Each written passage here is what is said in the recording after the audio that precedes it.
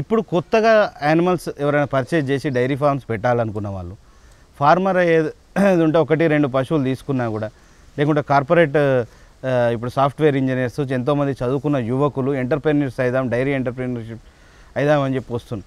వాళ్ళకు ముఖ్యంగా ఏంటంటే మేమైతే ఏదైతే లాసెస్ ఫేస్ అయినామో అవి ఉండకుండా ఉండడానికి మీ ప్రోగ్రామ్ ద్వారా మేము ఇది చెప్పదలుచుకున్నాం. ఏంటంటే ఫస్ట్ దీంట్లో డైరీ ఫామ్ పెట్టాలనుకుంటే సెలెక్షన్ ఆఫ్ యానిమల్స్ చాలా ఇంపార్టెంట్ అండి. యానిమల్ని ఎలా సెలెక్ట్ చేసుకోవాలన్నా చాలా ఒక అనుభవం వెనకట ఆవులనైనా ఎక్కడైనా కొనేవాడికి పశువుల గురించి అనుభవం ఉన్నవాడిని తీసుకెళ్ళి పర్చేజ్ చేస్తాం. అదే పద్ధతిగా ఇప్పుడు కూడా ఎవరైనా ఎక్స్పీరియన్స్ ఉన్న డైరీ ఫార్మర్నే కానీ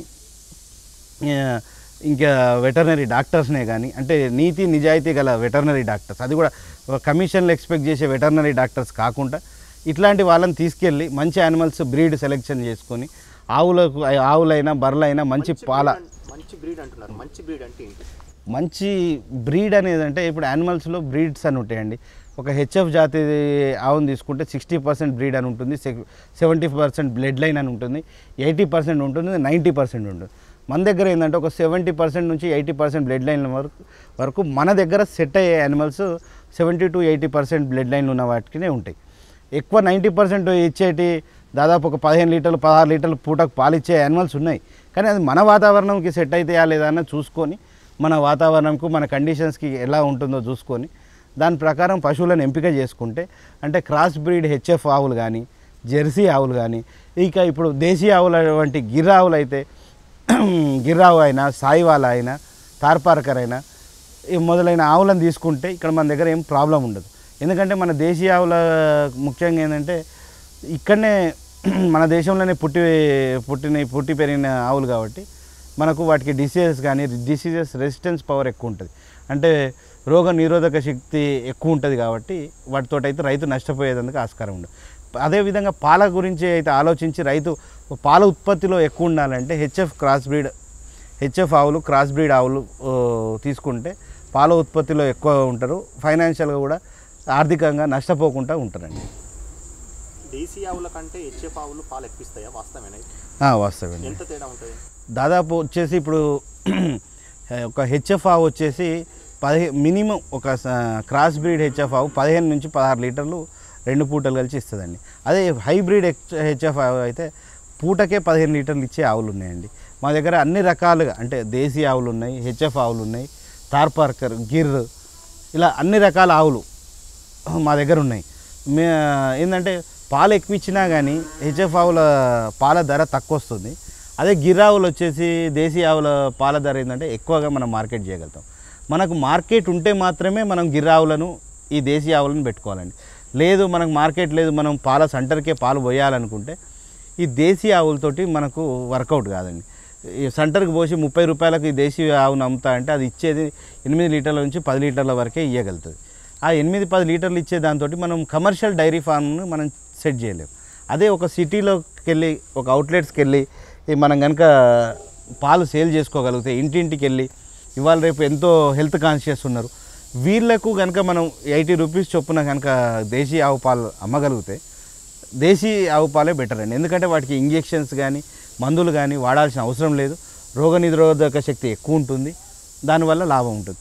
కాకపోతే మనం గిర్రావులను తీసుకొచ్చుకొని ఫార్మ్స్గా పెట్టుకొని ఒక రైతు ఓన్ మార్కెటింగ్ లేకుండా కనుక అయితే తను సొంతగా పాలు అమ్ముకొని లేని పరిస్థితిలో అయితే లాస్ అవుతారండి. తేడా ఎట్లా ఉంటుంది దానికి దీనికి తేడా?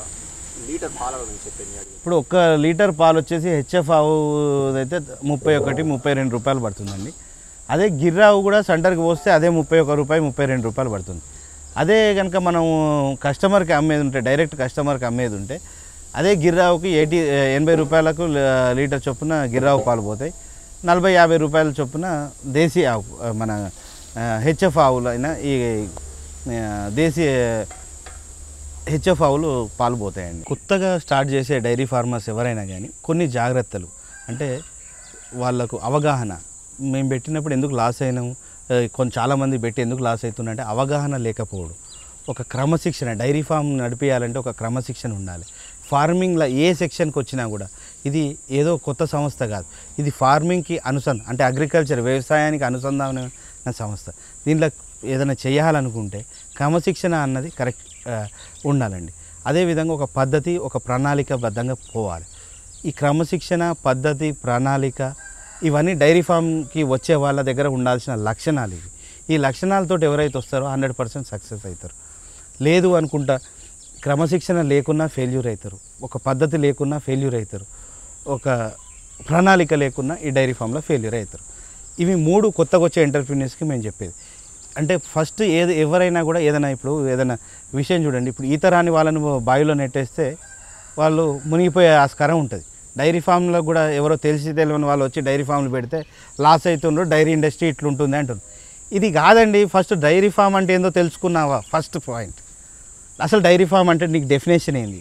డైరీ ఫామ్ గురించి ఏం తెలుసుకున్నావు? దానిలో డైరీ యాక్టివిటీస్ మీకు ఏం తెలుసు? ఇవన్నీ కొంచెం ఇంటర్వ్యూ చేసుకొని మీకు మీరే క్వశ్చన్స్ వేసుకోండి. కొత్తగా వచ్చే ఎంటర్‌ప్రెన్యూర్స్ దాని గురించి ఒక అవగాహన తెచ్చుకోండి. ఒక మెంటర్ అంటే ఒక గురువును తయారు చేసుకోండి. మార్కెట్లో ఉన్న సీనియర్ డైరీ ఫార్మర్ దగ్గర సలహాలు, సూచనలు, ఒక డాక్టర్ దగ్గర సలహాలు, సూచనలు ఇట్లా తీసుకోండి. ఒక రైతు దగ్గర, సామాన్యమైన రైతు దగ్గర సలహాలు తీసుకోండి. ప్లస్ మనం ట్రైనింగ్ తీసుకోండి. ఒక డైరీ ఫామ్ పెట్టబోయే ఎంటర్‌ప్రెన్యూర్స్ ఏదైనా కూడా ఒక 1 మంత్ వీలైతే వేరే ఒక డైరీ ఫామ్లో వర్క్ చేయడానికి వచ్చి చేయండి. అంతేగాని ముందే షెడ్స్ కన్స్ట్రక్ట్ చేసుకొని యానిమల్స్ తెచ్చి పశుగ్రాసాలు వేయరు. మొదలు అన్నిటికంటే ముఖ్యం పశుగ్రాసం. అది రెడీ చేసుకోండి. షెడ్స్ అనేవి 15-20 రోజులల్లో రెడీ అవుతాయి. ఇది రెడీ చేసుకోకుండా వచ్చే అంటే పశుగ్రాసం ఇలా కావాలంటే దొరికేది కాదు. 2 నెలలు టైం పడుతుంది అది పెరగాలంటే, 3 నెలలు టైం పడుతుంది కొన్ని పెరగాలంటే. ఈ కొంచెం పద్ధతులు పాటిస్తే ఫస్ట్ పశుగ్రాసం పెంచుకోవాలి. తర్వాత షెడ్ కూడా ఎక్కువ కాస్ట్ తోటి వేయొద్దు, ఎందుకంటే అది డెడ్ ఇన్వెస్ట్మెంట్ అవుతుంది. తక్కువ కాస్ట్ తోటి ఎంత సింపుల్గా అంటే ఎంత సింపుల్గా 10 ఆవులు పెట్టుకునే వాళ్ళైతే తాటాకులతోటో ఉత్తగా ఇదివరకు వెనకటి పద్ధతులు ఎలాగైతే ఉన్నాయో అదే పద్ధతిలో పెట్టుకొని చెట్ల కింద కట్టేసుకొని ఈ విధంగా మనం మట్టి మీద ఉండు చాలా నయం. మాకు ఇన్ని పశువులు ఉన్నాయి కాబట్టి మాకు ఇంత షెడ్ అవసరం. ఈ ఒక పద్ధతి ప్రణాళిక ప్రకారం మేము కడుగుడైనా వాషింగ్ అయినా ఇబ్బంది కాదు. అదే ఒక రైతుకు 4-5 ఉన్న వాళ్ళు షెడ్లో కూడా పెట్టనవసరం లేదండి. ఎందుకంటే దాని వాతావరణం అట్లాంటి వాతావరణానికి దాని శరీరాన్ని అట్లా డిజైన్ చేసి ఉంది. కాబట్టి పశువులను ఎలా పెంచాలో పశువులలాగానే పెంచాలి, ప్రేమగా చూసుకోవాలి. పశువుకి ఏం కావాలన్నది ముందు ఆలోచించాలి. మనకేం కావాలన్నది ఆలోచించక ముందు పశువుకి ఏం కావాలన్నది ఆలోచించాలి. వాటిని సంతృప్తిగా ఉంచేటట్టు దానా అయినా కానీ పశుగ్రాసం అయినా అందిస్తే అది కూడా మనకేం కావాలన్న పాల ఉత్పత్తి అన్నది పెంచుకుంటూ పోతుంది.